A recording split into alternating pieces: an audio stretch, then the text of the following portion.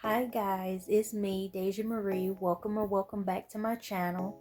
In today's video will be a DIY video, but first I have to show you guys my thought process. This is the whole look that needs to be made, the jacket and the pants. So the first step is to make the pants, and then I want to put a drawstring down each pant leg and finish it off with leather on the knees. It looks good in my head, it looks good on the paper. Now we got to create it, put it all together, and see if it looks good in completion.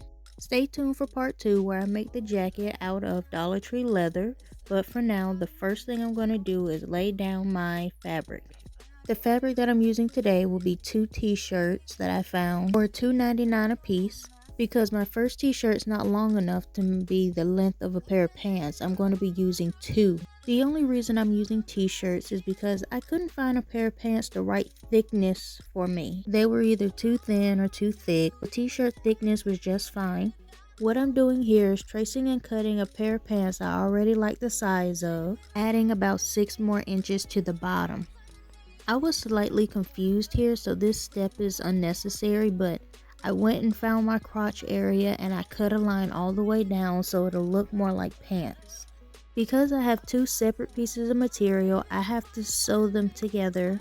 Ignoring that I have a slit up the middle of my pants, you should really sew from here to here on both sides. Then make these 2 points right here meet in the middle like this.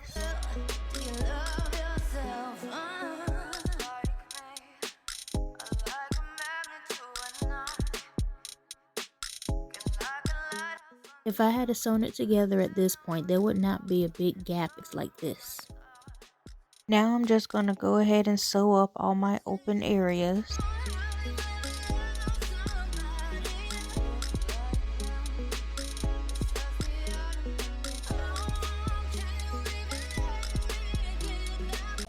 Here I am making a waistband using the t-shirt sleeves.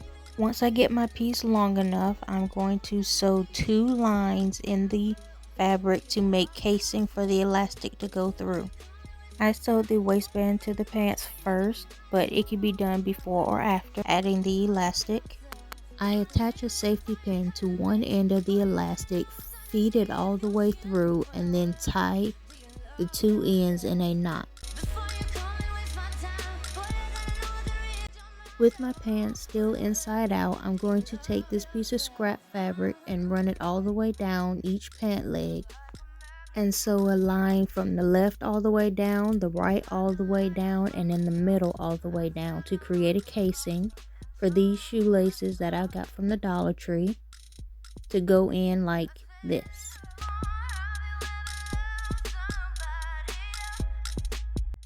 I'm going to feed the shoelaces in the same way I did the elastic for the waistband with a safety pin. Then at the bottom I just tied the shoelaces in a bow. Right before this I changed out my waistband for a simple plain one with just a button. This is how the pants looked finished before adding the leather to the knees. The ruching is cute and everything. This is the leather that I bought from the Dollar Tree for the knee section. And I'm going to cut out 2 6-inch rectangles.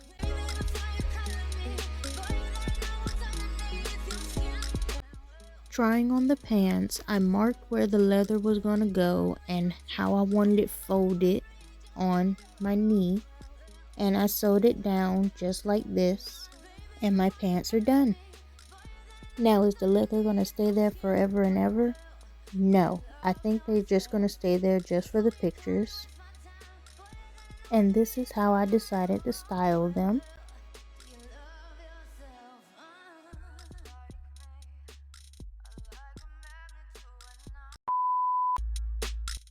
I see them as a black pair of pants that can be worn with anything. You can dress them up, you can dress them down, take the wig off, throw it on the bench, put some boots on. This is how the pants look up close. The drawstring shoestring is tucked away on the inside of the pants. This DIY was fun. It turned out great. Stay tuned for part 2 where I make the leather jacket. Don't forget to thumbs up, like, comment, and subscribe. Let me know in the comments what these pants should be called. Thank you guys so much for watching. I'll see you guys in the next video. Bye.